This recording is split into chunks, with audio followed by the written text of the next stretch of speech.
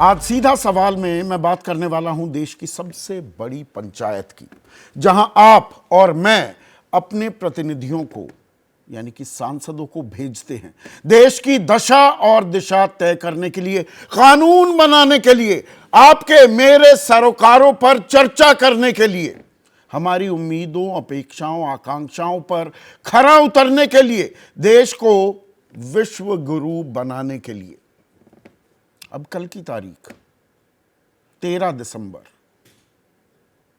22 साल पहले 13 दिसंबर को ही आतंकियों ने, ये 2001 की बात कर रहा हूं मैं, नापाक इरादों वाले आतंकियों ने, साजिश पाकिस्तान में रची गई थी, लश्कर ए तैयबा और जैश ए मोहम्मद के आतंकी संसद में, हमारे इस पवित्र मंदिर में, लोकतंत्र के सबसे बड़े मंदिर में घुस गए थे।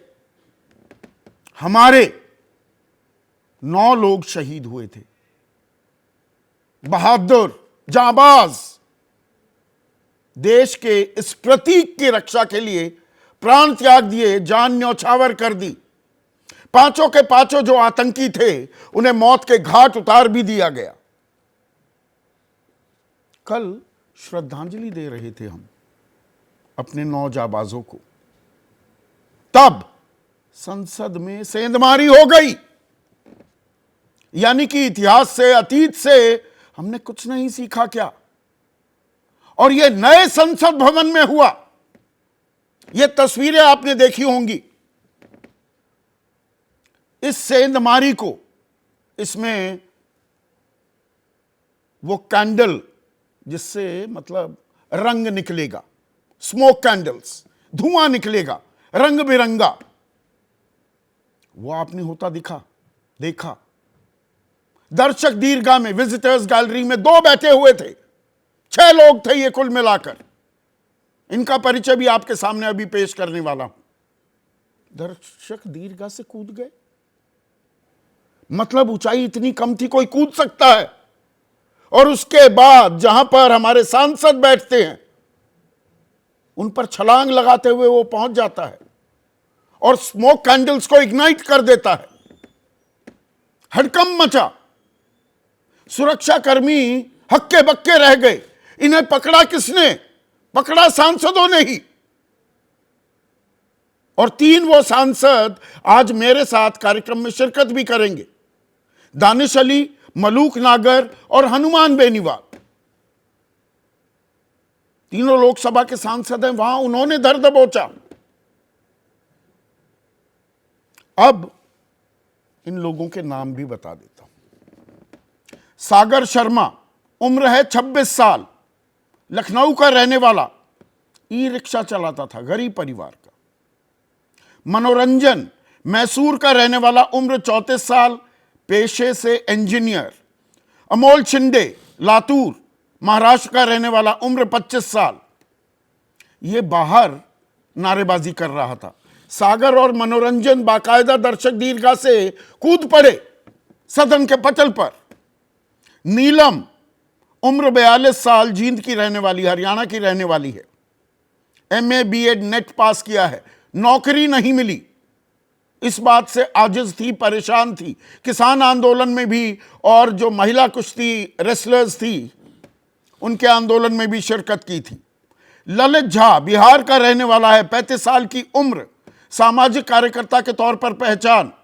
मास्टरमाइंड बताया जा रहा है, ये अभी भी फरार है। और विक्की शर्मा, ये गुरुग्राम का रहने वाला, यहीं आकर ये लोग इकट्ठा हुए थे 10 दिसंबर को। 4 विक्की शर्मा और ललित झा को छोड़ दें तो बाकी 4 जो हिरासत में लिए गए हैं, गिरफ्तार किए गए हैं, उन्हें 7 दिन की न्यायिक हिरासत में भेज दिया है पटियाला हाउस कोर्ट ने। पर यह परिचय मैंने क्यों दिया? ये कोई आतंकवादी नहीं है, ना किसी आतंकवादी संगठन से जुड़े हुए। ये गैर पेशेवर लोग हैं। भगत सिंह फैन क्लब पर ये मिले, उसके जरिए 1.5 साल पहले। फिर मैसूर में भी इनकी आपस में बैठक हुई, सिग्नल से एक दूसरे से बातचीत करते रहे। और उसके बाद इस साल मार्च में निरंजन ने संसद की रेकी की, मतलब जायजा लिया, मौका मुआयना किया। फिर यही काम जुलाई में सागर ने किया। इनको तब पता लग गया जूतों की तलाशी नहीं ली जाती ढंग से। 22 साल बाद भी नई संसद में जूतों के अंदर कुछ छिपा कर ले जाओ। पत्रकार एक अपना पेन या मोबाइल भी ले जाने में नाको चने चबाने पड़ते हैं। वो बात भी मेरे सहयोगी आशीष आपको बताएंगे। लेकिन दर्शक दीर्घा में ऐसे ही कोई घुस गया। अब ये मुसलमान होते, ये गैर मुसलमान हैं, तो कितना बवाल मच गया होता पूरे देश में। और ये अगर आतंकी संगठन से जुड़े होते तो प्लास्टिक एक्सप्लोसिव्स, भाई प्लास्टिक तो नहीं पहचाना जाता, जूतों में दबाकर ले जाए, क्या होता। और ऐसा नहीं है कि किसी तरह की चेतावनी या रेड अलर्ट जारी नहीं था। इसी महीने की 5 दिसंबर को, यानी कि 13 तारीख से 8 दिन पहले, खालिस्तानी आतंकी गुरपतवंत सिंह पन्नू ने एक वीडियो जारी किया था कि मुझे मारना चाह रहे हो, 22वीं बरसी पर हमला करूंगा, हमला संसद पर। और हम देखते रह गए। और सिक्योरिटी लेयर्स कितनी हैं। पार्लियामेंट्री सिक्योरिटी सर्विस है जो बाहरी दायरा है, अंदर सीआरपीएफ है, एनएसजी के कमांडोज हैं, दिल्ली पुलिस है। तो किसी को कानो कान खबर कैसे नहीं हुई, क्यों नहीं हुई, इस पर बवाल भी मचा। बहुत सारे सवाल पूछे गए। रामदास अठावले खुद मंत्री हैं सरकार में, वो कहते हैं ये तो सुरक्षा में बड़ी चूक है और इसकी जांच करने की जरूरत है। लोकसभा स्पीकर ओम बिरला ने भी यही कहा कि जांच हो रही है, आवश्यक निर्देश दे दिए गए हैं। लेकिन जयराम रमेश ने जो कहा उस पर भी गौर करने की जरूरत है कि 22 साल पहले आज ही के दिन संसद पर हमला हुआ था, फिर हमले को अंजाम दिया जाता है या सेंधमारी की जाती है। ये आतंकवादी हैं, क्रांतिकारी हैं, भूले भटके, नाराज, व्यथित लोग हैं। ये सवाल बेमानी हो जाते हैं। कोई घुसा, मंशा क्या थी वो पता लग जाएगा, पूरी साजिश क्या थी वो भी सामने आ जाएगी, पर हम उसे प्रीएम्प्ट, उसे रोक क्यों नहीं पाए। एक तस्वीर भी चस्पा कर दी एक्स पर जयराम रमेश ने कि ना ही वहां कोई घुसाया है, ना ही वहां किसी ने किसी को घुसाया है। ये लोग जो पास बनवा कर आए, प्रताप सिम्हा हैं, 2 बार के लोकसभा सांसद हैं, बीजेपी के, कर्नाटक से आते हैं, उन्होंने हस्ताक्षर किए। विपक्ष के किसी सांसद ने हस्ताक्षर किए होते और ये लोग उनके मेहमान बनकर दर्शक दीर्घा में प्रवेश कर जाते, तब क्या होता। और आज 14 सांसदों को लोकसभा से और 1 सांसद को राज्यसभा से निलंबित कर दिया गया। किस लिए? अनरूली बिहेवियर, माहौल बिगाड़ रहे हैं। वो सीधा सीधा सवाल पूछ रहे थे कि जिम्मेदारी किसकी है। गृह मंत्री आकर जवाब क्यों नहीं दे रहे हैं इस चूक पर, इस सेंधमारी पर। रक्षा मंत्री राजनाथ सिंह के जवाब से वो संतुष्ट नहीं थे।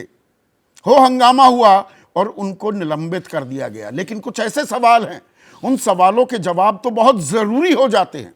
मैंने सुरक्षा घेरे का, दायरे का जिक्र किया। पार्लियामेंट सिक्योरिटी सर्विस जो है उसको हेड एक आईपीएस करता है, डेपुटेशन पर आता है, जॉइंट सेक्रेटरी, संयुक्त सचिव के पद पर होता है। 1 महीने से कोई है ही नहीं। संसद चल रही है, लेकिन पार्लियामेंट्री सिक्योरिटी सर्विस का मुखिया कोई है ही नहीं। और कमाल की बात यह है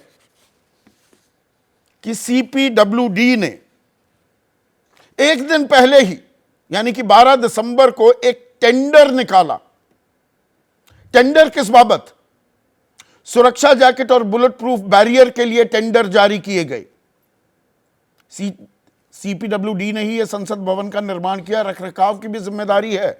यानी कि वहां पर सुरक्षा के चाक चौबंद बंदोबस्त नहीं थे। 85 दिन हो चुके नए संसद को खुले हुए। तो क्या ये भगवान भरोसे ही चल रहा था? और ये दरअसल पेशेवर आतंकी होते तो क्या कुछ हो सकता था कल? इसकी कल्पना मात्र से ही आदमी का जहन सिहर जाता है। लेकिन हो क्या रही है? राजनीति। जी हमें निकाल दिया गया, हमें निलंबित कर दिया गया। सरकार कह रही है जी अभी जांच के आदेश दे दिए गए हैं। But where does the buck stop? 22 साल बीत जाने के बाद भी क्या हमने सबक नहीं सीखा है? इसी पर आज हम चर्चा करने वाले हैं। ऐसे में आज का सीधा सवाल, संसद में सेंधमारी किसकी जिम्मेदारी? किसी की तो जिम्मेदारी है ना। और सुरक्षा पर सवाल, जारी है राजनीतिक बवाल।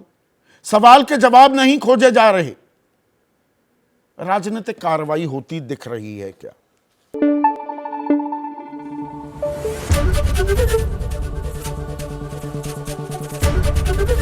एबीपी न्यूज आपको रखे आगे।